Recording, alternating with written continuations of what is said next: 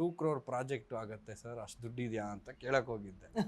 ಅವ್ರು ನಾನು ನಕ್ಬಿಟ್ಟು G T V owners ಅವರು ಅವ್ರು ನಕ್ಬಿಟ್ಟು ಇದು 2 crores ಅಲ್ಲ ಆಗಲ್ಲ ಹಂಗೆ ಬಿಟ್ರೆ ಅವ್ನು ಅಲ್ಲೇ ಇರ್ತಾನೆ. ಓ ಹೌದಾ, ನೋಡಿ ಅದು ಗೊತ್ತಿರಲ್ಲ. ನೋಡಿ 2 ಕಾಲ ಮೇಲೆ ಹೆಂಗೆ ನಿಂತ್ಕೊಂತಾನೆ. ಅಯ್ಯೋ ಇದನ್ನ ಯಾರು ಫಸ್ಟ್ ತರ್ಸಿದ್ರು 40,000 50,000ಕ್ಕೆ ಒಂದೊಂದು ಮಾರಿದ್ದು 15 ವರ್ಷದ ಹಿಂದೆ.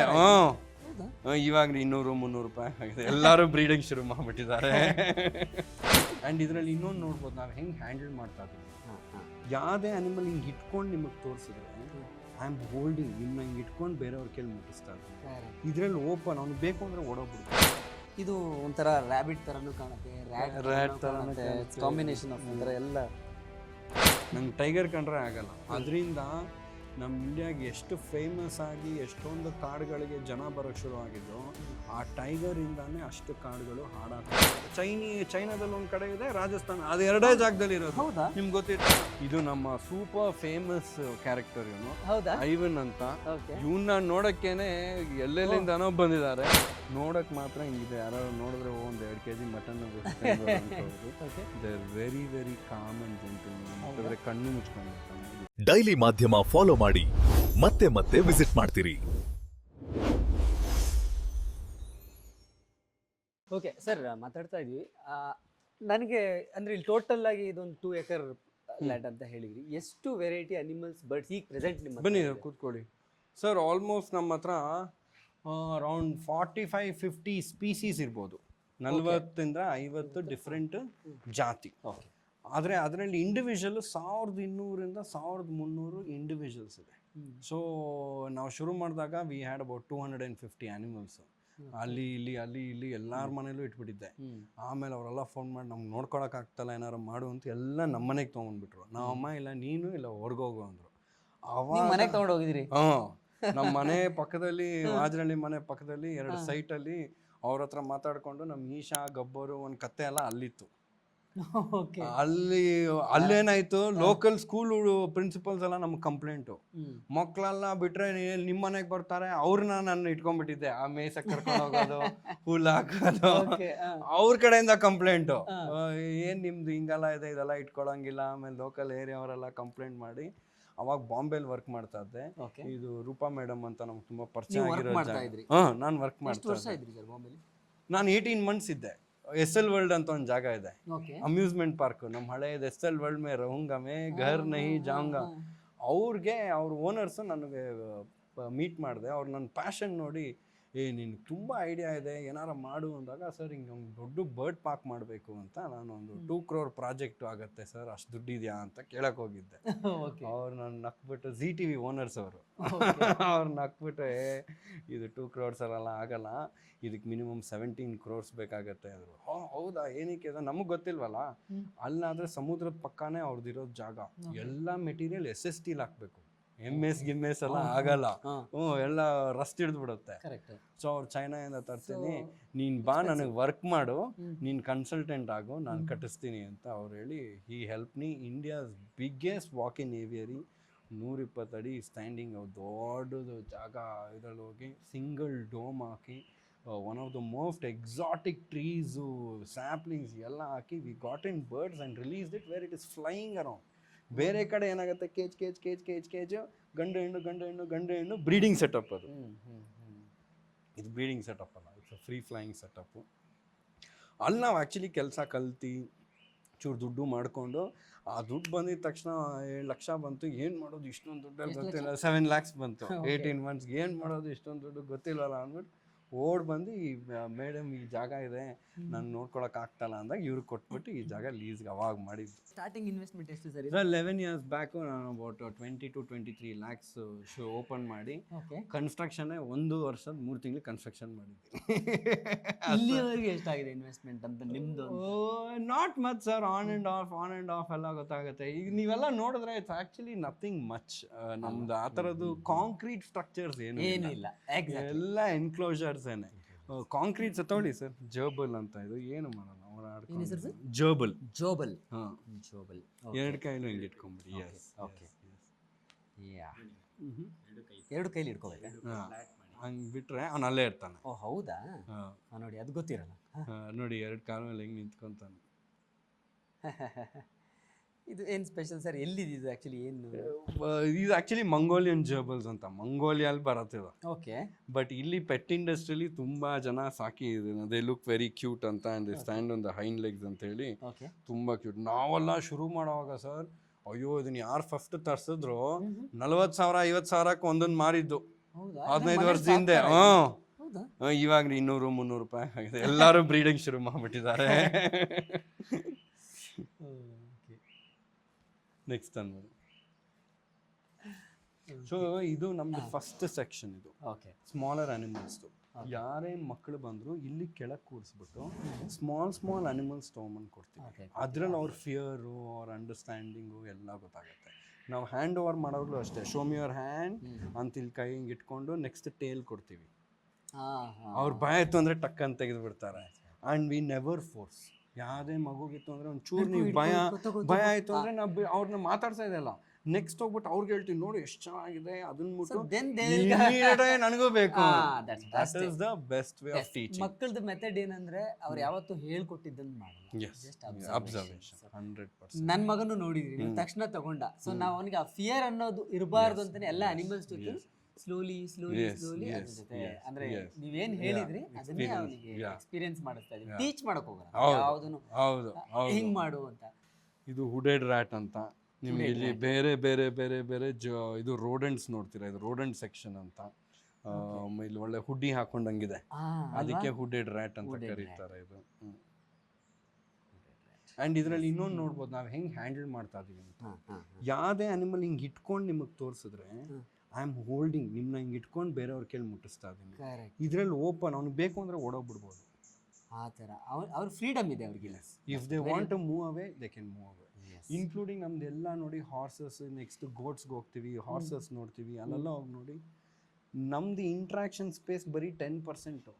ಆ ಹಾರ್ಸಿಗೆ ಇಂಟ್ರೆಸ್ಟ್ ಇದ್ದರೆ ನಮ್ಮ ಹತ್ರ ನಡ್ಕೊಂಡು ಬಂದರೆ ನಾವು ಮುಟ್ಬೋದು. ಫೋರ್ಸ್ಫುಲಿ ಏನನ್ನು ಮಾಡಬಾರ್ದು ಅಷ್ಟೇ. ಇದನ್ನೇ ನಾವು ಅಬ್ಸರ್ವ್ ಮಾಡ್ಬೇಕು. ಬೇರೆ ಜಾಗದಲ್ಲಿ ನಾನು ಕುದುರೆ ಹಾಕೊಂಡು ನಿಮ್ಮ ಮುಂದೆ ಕರ್ಕೊಂಡ್ಬಂದ್ಬಿಟ್ಟು ಹಿಂಗೆ ನಿಲ್ಸ್ರೆ, ಹೆಂಗೆ ಕುದುರೆ ಕರ್ಕೊಂಡ್ಬಂದ್ಬಿಟ್ಟ ನೋಡಿ ಸೂಪರ್ ಅಂದ್ಬಿಟ್ಟು ಖುಷಿ ಪಡ್ತಾರೆ. That is wrong. ಫಸ್ಟ್ಲಿ ಅದಕ್ಕೆ ಇಷ್ಟ ಇದೆಯಾ ಇಲ್ವಾ, ಅದ್ರ ಫೀಲ್ ಏನು? ಆ ಟೈಮೆಲ್ಲ ಆಕ್ಸಿಡೆಂಟ್ಸ್ ಆಗೋದು. ಹೌದು, ನಾವು ನಿಮ್ಗೆ ಹೇಳ್ದೆ ಇಲ್ಲಿ ಕರ್ಕೊಂಡ್ಬಂದ್ಬಿಟ್ಟಿದ್ದೀನಿ. ಬಹಳಷ್ಟು ಸಲ ಅನಿಮಲ್ಸ್ ಟ್ರಿಗರ್ ಆಗುತ್ತೆ ನೋಡಿ, ಬಿಕಾಸ್ ಆಫ್ ದಟ್. ಅಂದ್ರೆ ಫೋರ್ಸ್ಫುಲಿ ಅದನ್ನ ಮಾಡಿಸ್ತಾ ಇರ್ತಾರೆ. ಸೊ ಅದಕ್ಕೂ ಕೂಡ ಹ್ಯೂಮನ್ಸ್ ತರ ಅದಕ್ಕೂ ಎಮೋಷನ್ಸ್ ಇರುತ್ತೆ. 100% ಹರ್ಟ್ ಆಗುತ್ತೆ ಅದಕ್ಕೂ. ನಮಗೆ ಟಚ್ ವರ್ಡ್ ಇದುವರೆಗೂ ಒಂದು ಆಕ್ಸಿಡೆಂಟ್ಸು, ಇಷ್ಟು ಮಕ್ಕಳು ಬರ್ತಾರೆ, ದಿನ ಮುಟ್ತಾರೆ, ದಿನ ಇದು ಮಾಡ್ತಾರೆ. ಇಲ್ಲಿ ನಮಗೆ ಪ್ರಿನ್ಸಿಪಲ್ಸು ಪೇರೆಂಟ್ಸ್ ಕೇಳೋದೇ ಅದು, ಅಯ್ಯೋ ಕಚ್ಬಿಟ್ರೆ, ಅಯ್ಯೋ ಇದು ಮಾಡ್ಬಿಟ್ರೆ, ಅಯ್ಯೋ ಡಿಸೀಸಸ್ ಏನಾದ್ರು ಬಂದ್ಬಿಟ್ರೆ ಅನಿಮಲ್ಸಿಂದ. ಇದೊಂದು ದೊಡ್ಡ ಇದು ಕೋವಿಡ್ ಆದ್ಮೇಲಂತೂ ಇಲ್ಲೆಲ್ಲ ಬಂದ್ರೆ ಪಕ್ಕ ನಾವು ರೋಗ ಇಟ್ಕೊಂಡೆ ವಾಪಸ್ ಹೋಗೋದು. ರ್ಯಾಟ್ಸ್ ಇಂದ ಬರುತ್ತೆ, ಈ ತರದ್ದೆಲ್ಲ ಬಿಗ್ ನೋ. ಇಷ್ಟು ವರ್ಷದಿಂದ ನಾವು ಅನಿಮಲ್ಸ್ ಜೊತೆನೆ ಹೊಂದ್ಕೊಂಡಿದ್ದೀವಿ. ಕಾಡಲ್ಲೆಲ್ಲ ಎಷ್ಟೊಂದು ಅನಿಮಲ್ಸ್ ಇದೆ. ಆ ಥರ ಡಿಸೀಸ್ ಏನಾದ್ರು ಸ್ಪ್ರೆಡ್ ಆಗಿಬಿಟ್ರೆ ಹ್ಯೂಮನ್ ರೇಸೇ ಇರ್ತಾ ಇರಲಿಲ್ಲ ಅಲ್ವಾ? ಹ್ಯೂಮನ್ ರೇಸೇ ಇರ್ತಾ ಇರಲಿಲ್ಲ. ಓಕೆ. ಈಗ ಇದಕ್ಕೆಲ್ಲ ನೀವು ರೆಗ್ಯುಲರ್ ಟ್ರೀಟ್ಮೆಂಟ್ಸ್ಗಳು ಇರುತ್ತೆ, ಮಾಡ್ತಾ ಇರ್ತೀರಾ? ನಮ್ಮ ಗೌರ್ಮೆಂಟ್ ಡಾಕ್ಟರು ವೀಕ್ಲಿ ಬಂದು ಅದ್ರ ಹೆಲ್ತು ಎಲ್ಲ ತೊಗೊಂಡು ರಿಪೋರ್ಟ್ ಕೊಟ್ಟು ಸೈನ್ ಮಾಡಿ ಹೋಗ್ತಾರೆ. ಅಷ್ಟೇ. ಅದಕ್ಕೆ ಮಲ್ಟಿಪಲ್ ವೇಸ್ ಇದೆ, ಇಂಡಿವಿಜುವಲ್ ಆಗಿ ನೋಡೋ ಅವಶ್ಯಕತೆ ಇಲ್ಲ. ಓಕೆ. ಒಂದು ಎನ್ಕ್ಲೋಜರ್ ಹೋಗ್ಬಿಟ್ಟು ಸ್ಟೂಲ್ ಸ್ಯಾಂಪಲ್ಸ್ ತೊಗೊಂತಾರೆ, ಒಂದು 4-5 ಸ್ಟೂಲ್ ಸ್ಯಾಂಪಲ್ಸ್, ಅದ್ರಲ್ಲಿ ಅದ್ರಲ್ಲಿ ಗೊತ್ತಾಗ್ಬಿಡುತ್ತೆ. ಒಂದು ಅಕ್ಕಿ ಕಾಳು ನೋಡಿದಾಗ ಎಲ್ಲ ಗೊತ್ತಾಗತ್ತಲ್ಲ. ಎಕ್ಸಾಕ್ಟ್ಲಿ. ಇನ್ನೊಂದು ನಮ್ಮ ಪ್ರಶಾಂತ್, ನಮ್ಮ ಪ್ಯಾರವೆಟ್ಟು, ಅವನದು ಕೆಲಸನೇ ಬೆಳಗ್ಗೆ 6 ಗಂಟೆಗೆ ಎದ್ದು 30-35 kg ಗೊಬ್ಬರ ನೋಡ್ಕೊಂಡ್ ಬರೋದು. ಅದ್ರಲ್ಲಿ ಏನಾರ ಲೂಸಿ ಸ್ಟೂಲ್ಸ್ ಇದೆ, ಬೇರೆ ಡಿಸ್ಕಲರೇಷನ್ ಇದೆ, ಇಮಿಡಿಯೇಟ್ ಆಗಿ ಗೊತ್ತಾಗುತ್ತೆ. ಸೊ ಈ ಥರದ್ದು ಒಂದು ಸಿಂಪಲ್. ಮೂರನೇದು ವೆಯ್ಟ್ ಚೆಕ್. ವಾರ ನಿಮ್ಮ ವೆಯ್ಟ್ ಚೆಕ್ ಮಾಡ್ತೀವಿ. ಡಿಕ್ರೀಸ್ ಆಗ್ತಾ ಇದೆಯೋ ಇನ್ಕ್ರೀಸ್ ಆಗ್ತಾ ಇದೆ. ಸೊ ಒಂದು ಅನಿಮಲ್ಗೆ ಇಷ್ಟು ವೆಯ್ಟು, ಬ್ಯಾಲೆನ್ಸ್ಡ್ ವೆಯ್ಟ್ ಅಂತ ಇರಬೇಕು, ಅದು ನಮ್ಮದು ಗೋಲ್ ಇದೆ. ಆ ಗೋಲಲ್ಲಿ ಜಾಸ್ತಿ ದಪ್ಪನೂ ಮಾಡಬಾರ್ದು, ಜಾಸ್ತಿ ಸಣ್ಣ ವೆಯ್ಟ್ ಲಾಸ್ ಆಗಬಾರ್ದು. ಈ 3 ಮೋಸ್ಟ್ ಇಂಪಾರ್ಟೆಂಟ್. 4ನೇದು ಈಚ್ ಆನಿಮಲ್ಗೆ ಒಬ್ಬೊಬ್ರು ವೆಟ್ಟಿದ್ದಾರೆ. ಈಗ ನಮ್ಮ ಇಂಡಿಯಾದಲ್ಲಿ ವೆಟ್ ಹೋಗಿ ಬರ್ತಾರೆ, ಬರೀ ದನ, ಹಸು, ಕುರಿ, ಮೇಕೆ, ಕತ್ತೆ ಅನ್ಕೊಂಡಿರ್ತಾರೆ ಅಷ್ಟೇ. ಅವ್ರಿಗೆ ಬೇರೆದೆಲ್ಲ ತೊಗೊಂಡ್ಬಿಟ್ರೆ ಏನೋ ಇದು ನಮ್ಗೆ ಕೇಳ್ತಾರೆ. ಗಿನಿಪಿಗ್, ಇದು guinea pig, white colour, long hair. But ಅಲ್ಲಿ ನೋಡಿದ್ವಲ್ಲ ಅದು ಬೇರೆನಾ? ಸೇಮ್, ಬೇರೆ ಬೇರೆ ಕಲರ್ ಇದೆ, ತೋರಿಸ್ತೀನಿ ನಿಮಗೆ. Multiple colour. ಇದು ಹೇರ್ ಜಾಸ್ತಿ ಇದೆ ಅದಕ್ಕೆ ಈ ತರ ಕಾಣ್ತಾ ಇದೆಯಲ್ಲ. ನಾನು ಅದಕ್ಕೆ ತಕ್ಷಣ ಏನೋ ಬೇರೆ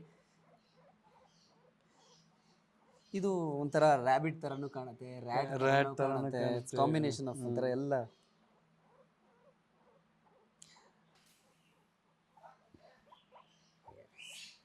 ಸರ್ ಹೌದಾ?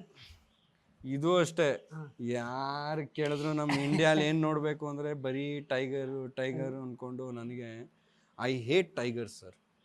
ಓಕೆ. ನಂಗೆ ಟೈಗರ್ ಕಂಡ್ರೆ ಆಗಲ್ಲ. ಅದರಿಂದ ನಮ್ಮ ಇಂಡಿಯಾಗೆ ಎಷ್ಟು ಫೇಮಸ್ ಆಗಿ ಎಷ್ಟೊಂದು ಕಾಡುಗಳಿಗೆ ಜನ ಬರೋಕ್ಕೆ ಶುರು ಆಗಿದೆಯೋ ಆ ಟೈಗರಿಂದಾನೇ ಅಷ್ಟು ಕಾಡುಗಳು ಹಾಳಾಗ್ತಾ ಇರೋದು. ಏನಕ್ಕಂದ್ರೆ ಎಲ್ಲರೂ ಬರೀ ಟೈಗರ್ ಅಂದ್ಕೊಂಡು ಈ ಥರ ಸ್ಮಾಲರ್ ಮ್ಯಾಮಲ್ಸಿಗೆ ಮರ್ಯಾದೆನೇ ಕೊಡ್ತಿಲ್ಲ. ಇದು ರಾಜಸ್ಥಾನಲ್ಲಿ ಇದೆ ಗೊತ್ತಾ, ಇಡೀ ಪ್ರಪಂಚದಲ್ಲಿ ಇಲ್ಲ ಚೈನಾದಲ್ಲಿ ಒಂದ್ ಕಡೆ ಇದೆ, ರಾಜಸ್ಥಾನ, ಅದು ಎರಡೇ ಜಾಗದಲ್ಲಿ ಇರೋದು. ಹೌದಾ? ನಿಮ್ಗೆ ಗೊತ್ತಿತ್ತಾ? ಅಂದ್ರೆ ನನಗೆ ಗೊತ್ತಿಲ್ಲ. ಈಗ ಇದ್ದದ್ದು ಯಾವ ವೆದರ್ ಕಂಡೀಷನ್?